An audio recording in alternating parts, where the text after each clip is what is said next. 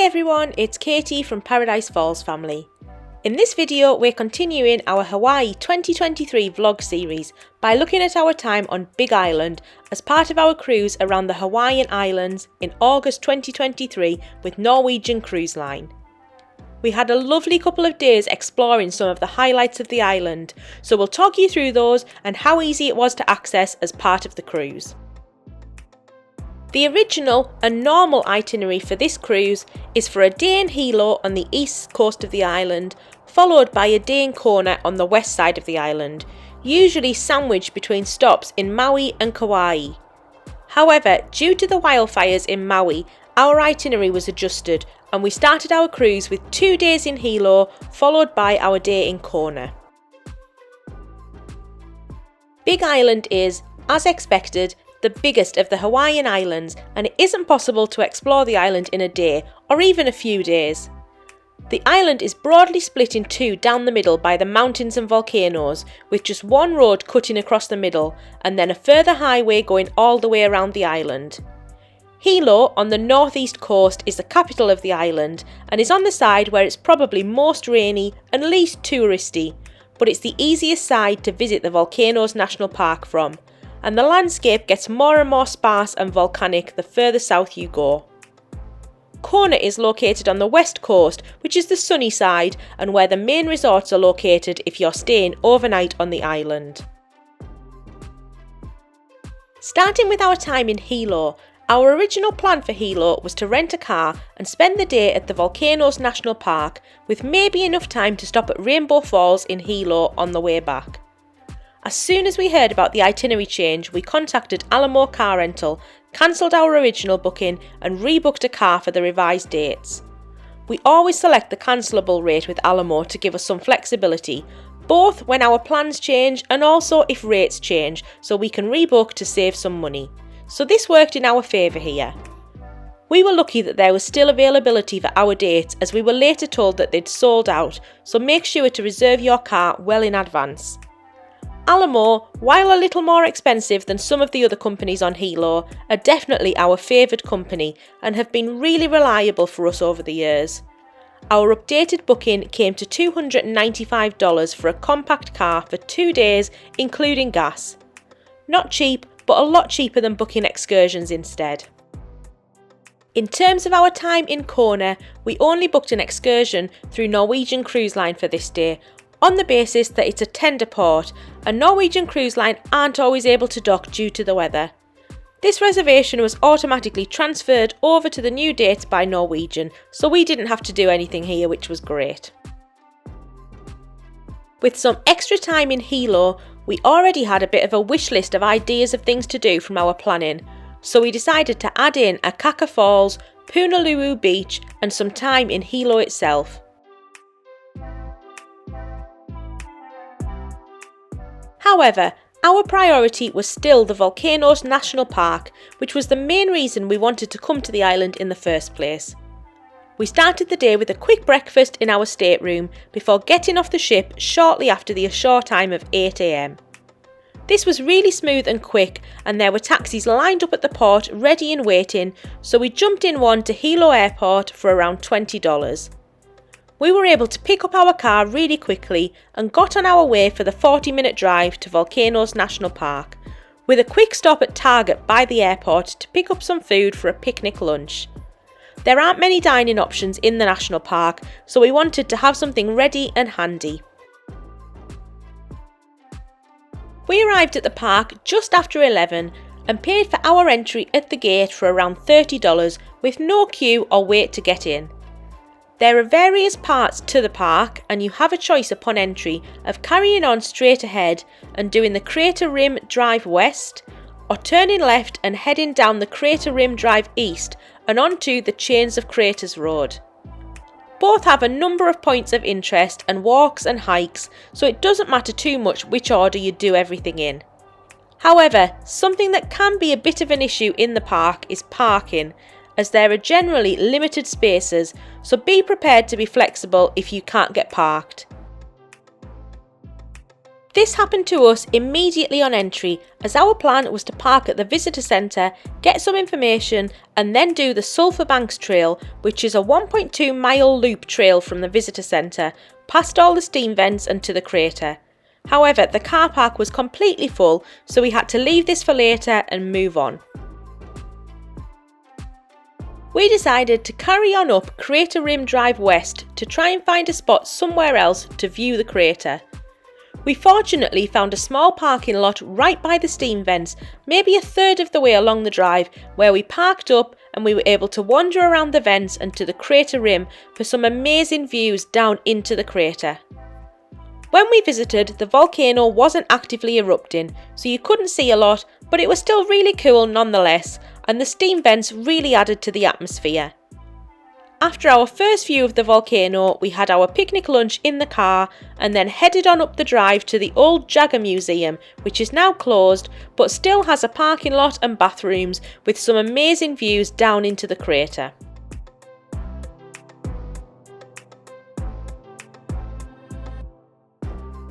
Next up was the Thurston Lava Tube on Crater Rim Drive East. This is another pinch point for parking, but we were really lucky this time and found one of the last spots. The lava tube was probably our highlight of the visit actually. We only spent around half an hour here, but the tube was brilliant and a really cool experience. It was just a short, easy walk back and forth to the tube, where it felt like you were walking through a prehistoric jungle, which really added to the experience. Around this area is the Kilauea Icky Trail, where you can hike down into another crater which last erupted decades ago, and you can actually walk on the crater floor and feel the heat from underneath. We'd penciled this in, but at this point in the holiday the kids didn't want to do much more walking, so we decided to skip it. I think we used up all our walking points on the Diamond Head hike. There is also the Devastation Trail hike, which is a half-mile hike which is both paved and flat to the south side of the crater, but again we decided to skip this one, having already gotten some great views into the crater. Then it was on to the Chain of Craters Road. This basically goes down to the coast through the old lava fields from previous eruptions. It's a great drive with wonderful scenery and some really cool stop-offs. We only did a small part of the drive just to see some of the scenery without taking up the entire afternoon. But even with just this small section, we had a brilliant time, driving to the Puimau crater before turning around and heading back. We picked a spot to stop and walk out onto the old lava fields just for a little bit, and the kids enjoyed climbing on the rocks and exploring. Our final stop was the visitor centre, and this time we were able to get a parking spot easily. The centre has lots of information about the latest volcanic activity, walks, hikes and the local wildlife. They also give out free Junior Ranger packs, which are always really fun to complete, and it had a good little shop for souvenirs. And with that, we decided to move on and leave the park at around 2:30 in the afternoon. We'd spent around 3.5 hours here, so it was a fly-in visit, but we'd seen some of the highlights and had a great time. Our next stop was Punaluu Beach, which is around 30 minutes further down the highway. This beach is a black sand beach that's renowned for sea turtles. We were able to park up right next to the beach, and it wasn't that busy with the weather being a little bit overcast. The east side of the island is the rainy side, so it doesn't always get the best weather. However, the rain held off and we spent a fun couple of hours chilling on the sand and playing in the sea. The water was pretty rough, so we were a little bit wary and careful here, but the kids had fun in the sand and in the shallow waves. It was while we were here that we had our only experience of snorkeling with a turtle. A few people had spotted turtles a little offshore near some rocks, so Greg swam out to take a look and had an amazing experience swimming near these beautiful animals, although not too close as we respected the rules in place around keeping a certain distance away to keep the turtles really safe. Another highlight of the trip, and a great little gem of a beach that we'd really recommend if you have time. So after an amazing few hours, we got back on the road and headed back north to Hilo, which took around an hour and 15 minutes. We headed for the airport first of all to park the car overnight. This was really easy and only cost $15 for the night. Apparently we could have parked on the road near the ship, which would have been more convenient and probably cheaper, but it's a bit hit and miss if you can find anywhere, so we didn't want to be messing about and we went for the really safe option. There are taxis at the airport, but it was closing for the night, so there weren't that many around. We ended up getting an Uber really easily back to the ship for around $15. We arrived back at the ship around 7 o'clock with just enough time for a really quick dinner at the buffet before heading to bed. The next morning we had a little bit more of a lie-in, but we were still off the ship for 9 AM. We taxied to the airport to pick up our car and got on the road north to Akaka Falls, around 30 minutes away. The road north was a little bit more scenic than the road to the south, with some lovely tropical scenery and views over the ocean. We arrived around 10:30 and again couldn't get parked in the main lot, but found a spot on the road just outside. There were a couple of options at the falls and different walking routes to choose from. It was incredibly hot again, so we paid the $20 entry and went for the short route to the left, which is only around a 10-minute walk to the main falls. These were spectacular and worth the effort coming out here, even if we were only there for around half an hour or so. The walk was beautiful with amazing scenery and it was a lovely stop. Next up was another waterfall, Rainbow Falls, just outside of Hilo. This one was free and really easy to park at, so it was a really convenient little stop and an easy one if you're in and around Hilo. You can often see a rainbow in the falls, hence the name. By now we were starting to get really hungry, so we headed into Hilo to find something to eat. We'd parked up on the main street on the waterfront and wandered around for a bit, doing a little bit of shopping. We'd had a recommendation from a friend on our Instagram page for Pineapple's Island Fresh Cuisine for lunch, but unfortunately we found it's closed all day on a Monday, so we settled for lunch at Cronies Bar and Grill, which was a nice sports bar and it did the trick with the usual burgers and fries, etc. We didn't allow ourselves much time in Hilo, but there are a couple of attractions that we'd love to have done if we'd have had more time. Our final stop for the day was Carlsmith Beach Park. We had a couple of hours before we needed to drop the car off and head back to the ship, and we fancied some beach time to finish off the day. Carlsmith isn't far from the airport, and we'd read it was a really good family spot for swimming and snorkelling. The kids were a little bit disappointed at first as it didn't turn out to be a beach. There was no sand, it was just mud. But the swimming was brilliant. The cove is really sheltered, it's pretty shallow, enough for Greg and I to stand up in, and crystal clear. We were able to spend a couple of hours swimming around, snorkelling, and there was even a rope swing into the sea, which we all loved. We'd read that turtles are often seen here. We didn't see any unfortunately, but there were plenty of fish. You can swim out a bit further where we might have had more luck, but this was deeper and rougher, so we stayed in the cove for most of the time. This was a really nice little spot and a great place to cool off. It was also really popular with the other cruise passengers, judging by the number of Norwegian Cruise Line towels around, but we were still able to get a parking spot easily and it didn't feel too crowded. By around 3 PM we thought we'd better head back. All aboard time was 6 PM, so we had a bit of time, but we were conscious that we had to drop off the car and get back to the ship and we didn't want to leave it too tight. So we headed to the airport, dropped our car and Ubered back to the ship. Generally, we found the taxis and Ubers to and from the airport averaged out just under $20, and overnight parking was $15 per night, which wasn't too bad, but it's an extra cost just to be aware of and to build in. Back on board, we had a bit of time to relax on the ship, so we played some basketball, some golf and had some dinner before we enjoyed watching us sailing away from Hilo as we headed over to Kona on the western side of the island. Kona is on the sunny side of the island and it's where the better beaches and resorts are located. However, as I mentioned, we didn't want to book a car here, which limited our options in terms of visiting beaches, etc. We decided to go for a Norwegian Cruise Line excursion, just in case for any reason we couldn't dock, and we chose the historic Kona cruise excursion. This is basically a 2-hour cruise down the coast from Kona and back.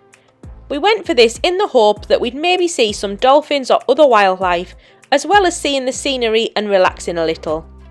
There's an extended version of this excursion with a land portion, which among other things visits the National Historic Park down the coast. We did fancy this, but we didn't think the kids would get very much out of it, so we decided to have a more chilled day and just do the cruise part. As I've already mentioned, Kona is a tender port and docks really early at around 7 AM, but we let ourselves have a lie-in and a late breakfast. We eventually headed ashore around 11 AM and walked straight onto the tender boat without having to wait. If you leave first thing, the queues can be really long, so we were pleased to avoid the rush. The trip across to the port was really quick and you're immediately in the middle of town, so we were able to do a bit of shopping and have a drink and enjoy the atmosphere.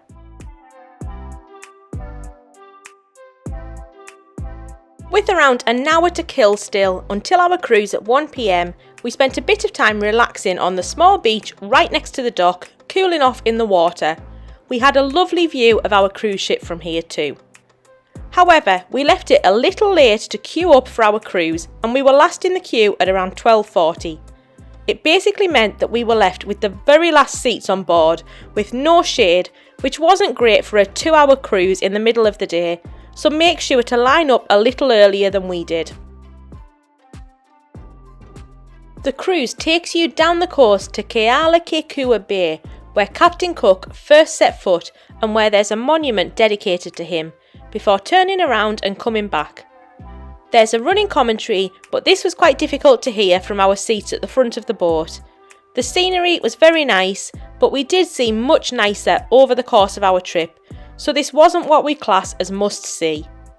The Captain Cook monument was cool to see, as this is hard to access from land, and this was probably the highlight for us. We also didn't really see any wildlife other than flying fish, which did keep us entertained on the way back, so that was a little disappointing, although not really anybody's fault. Along the way, we were given a light lunch, which is a pre-packed sandwich and a bag of crisps, as well as a drink. This was okay, but not the lovely lunch we were expecting from the description on the cruise website. Not that we wanted much, as we did all feel a little bit seasick. We'd recommend taking a Dramamine before sailing, as it was a little bit choppy. This excursion cost us around £550, and unfortunately we'd probably class this as the worst value excursion or activity that we did the entire holiday. This wasn't anybody's fault in particular, the crew were all very nice and it was a pleasant enough cruise, but we just didn't think it was good value for what you saw and got for your money compared to a lot of the other activities we did on this holiday. Back ashore, we jumped straight on a tender boat back to the ship to miss the rush before the all aboard time of 5:30. It was a nice little visit to Kona, although we admittedly hadn't really seen much at all of the west side of the island. It might be nice one day to return and stay in one of the resorts here and see it properly. Back on board again, we had some time to relax. The kids played in the arcade and on the deck, while we watched us sail away from Big Island and on to Kauai for the next few days. We'd had a really fun time on the island, although it probably felt like the least touristy and the least scenic of the 3 that we visited on this trip, but then again, we'd only had time for a really brief snapshot. In next week's video, we'll talk through our time on Kauai, where we again had an amazing time, so make sure to subscribe to our channel to catch that. In the meantime, if there's anything else at all you want to know, then please just message us in the comments below. Thank you all so much for watching.